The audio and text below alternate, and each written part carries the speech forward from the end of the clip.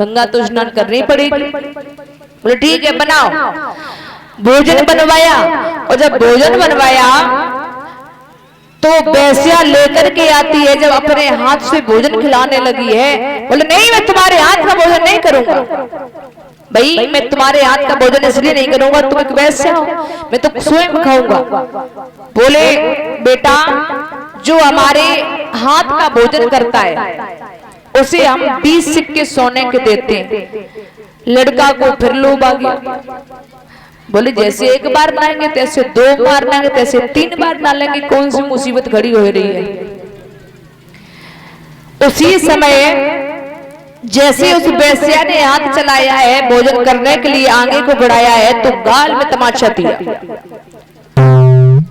जवाब दिया उस वेश्या ने, पागल कहीं का, तू इतना गिरता चला गया, इतना गिरता चला गया एक लोभ के कारण, एक लालच के कारण, और जो तू ढूंढने के लिए आया है कि पाप के बाप का नाम क्या, यही लोभ है।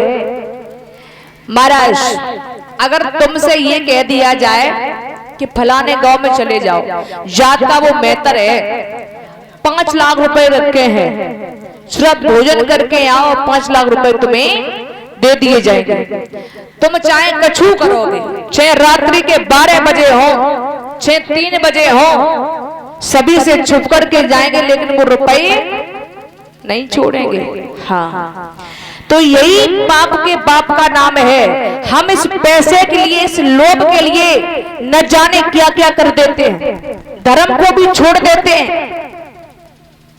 तो महाराज यही लोभ है जो हम जात पात सब कुछ छोड़ करके उस चीज पर गिर जाते हैं। तो महाराज क्षमा चाहूंगे कि हमेशा अपना धर्म देखिए कि हमारा धर्म क्या है, मैं कौन हूं। मैं श्री कृष्ण के वंश के हैं, हमारा धर्म क्या है और हमें क्या करना चाहिए। महाराज बड़ी सुंदर कथा आती है, अभी आप सुन रहे थे महाराज बलि की कथा। उसी समय सूर्य के वंश में महाराज हुए हैं त्रिशंकु, और त्रिशंकु के महाराज हुए हैं हरिश्चंद्र। याद रखना हरिश्चंद्र जो है ये महाराज, इनके घर में एक तारा नाम की कन्या है।